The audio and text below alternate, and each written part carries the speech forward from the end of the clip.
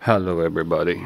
So today I'm gonna teach you how to open the professional mode on your Facebook account. Okay, so we have here our second account and I'm just using this one sa mga random posts yan. So from here, makikita nyo yung profile. So let's go here on the profile. Click mo lang yan. And from here, may makikita kayong 3 dots. So yung 3 dots na yan, yan lang yung i-click nyo. And then from here makikita nyo turn on professional mode. Okay, so yan, click natin. So from here, turn on professional mode, see content insights. So makikita nyo yung graphs, analytic nyo, yung stats ng profile nyo, ng page nyo. May time frame yan, 28 days. And then turn on mo lang to, kasi pag turn on mo yan, ibig sabihin na nun,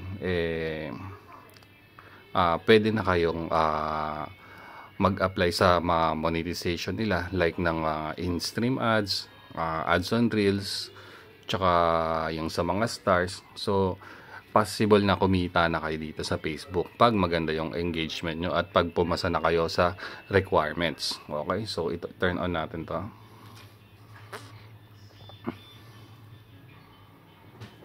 Ayan, so welcome to professional mode. Ayan, so start exploring. Ayan, so about professional mode, yan, basahin nyo na lang yan. And then ito, yung friends and followers, yan, yung mag-add na kayo ng mga i-follow nyo. Yung friends nyo, automatic followers na yan.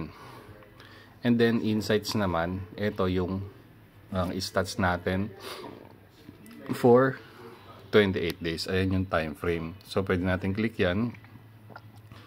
Pwedeng 7, 14 days, 28 days. Pero usually 28 days ang setup niyan. So makikita nyo dito yung reach. Yung reach, ibig sabihin yan, yan yung lugar, yung lawak ng lugar mo.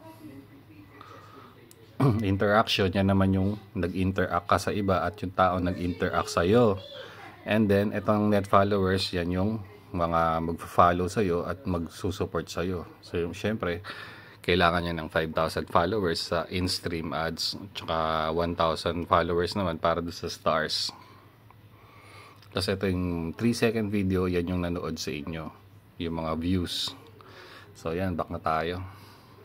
And yung iba, sandali lang, nakikita nila yung stats nila nagde-negative, no? So huwag kayong maabala, huwag kayong matakot dun sa stats nyo kung mag-negative, kasi time frame lang yan. So ito yan yung nandito. So kahit na mag-0 yan, kahit mag-negative 1,000 yan, walang problema doon. Kasi ang habol lang natin is mapuno natin yung requirements ng ads. So kahit magmamula yan, walang problema dyan. Yung iba kasi lungkot na pag nakita nila nag-negative yung stats nila. And then sa ads, ayan, ito naman, pag magpapaboost ka ng ads mo, si mismong FB babayaran mo. Pero kung gusto mo magpaboost, ayan, message mo ako. Ayan. So ito yung dashboard natin. So ayan, get started. So ito, ayan. Reach, yan yung lawak o lugar nung narating ng post mo. Interaction, yan yung pag-react mo at pag-react nila sa'yo. Net followers, yan yung mga followers mo. Ayan. So kailangan na natin mag-post at maglagay na ng mga videos, mga kahit anong photos, para lumabas na yung monetization dito. Okay? So ganun lang, very easy and simple. And then once na nakuha na natin yung talya, punta tayo dito sa isang Facebook natin. Ayan, so ayan, makikita nyo dash. So makikita nyo, ayan, may monetization na siya. So itong isang page ko na to, may violation to, kaya hindi ko pa siya ma-monetize. So for example, ayan, monetization, dapat lumabas yan, may stars, ads on reels, bonuses, live ads, yan yung mga tools. Okay,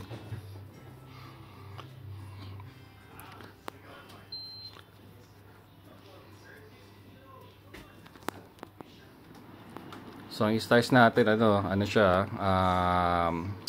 ineligible country. Kasi dito tayo sa Qatar, ineligible 'yan. Okay. So pag nasa Pinas ka, US, 'yan, Australia, bandang Europe, okay lang, open 'yan. So ito naman, ads on Reels, ibang ads na naman to. So ito yung mga 1 minute to 90 seconds video. Yun yung makikita nyo ng mga short na video. Ang eligibility criteria nito, ayan, by invite ni Facebook. Pero usually requirements dyan nasa 100,000 views bago ka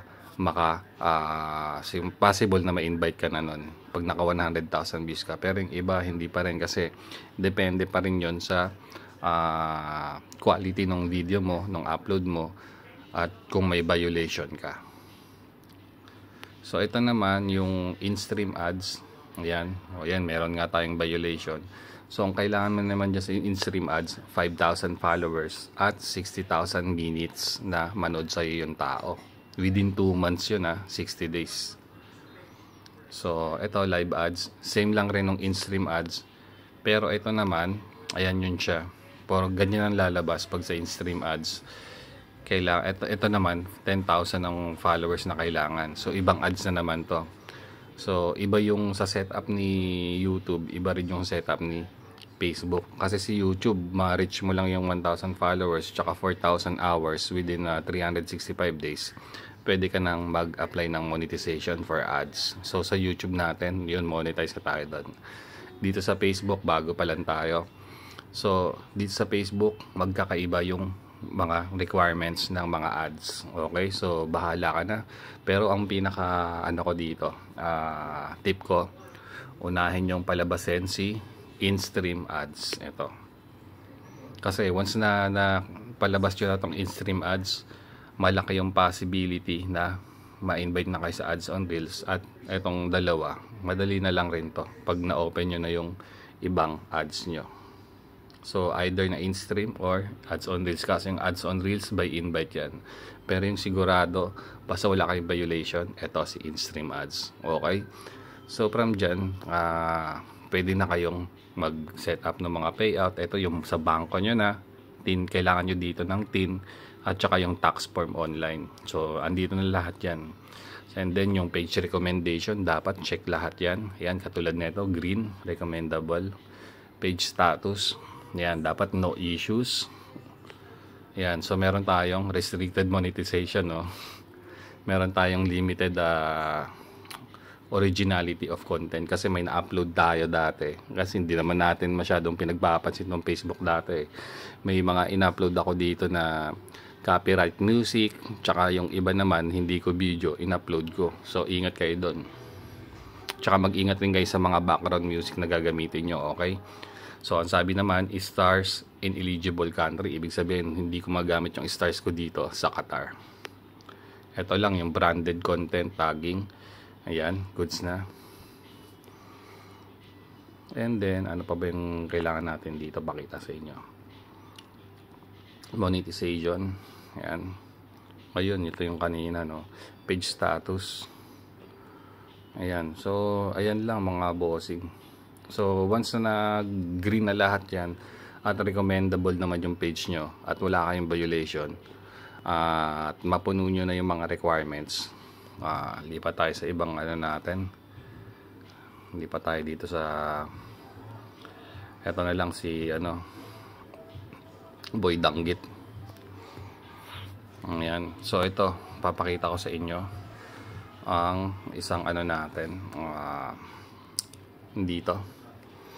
So yan, ito yung in-stream ads na sinasabi ko.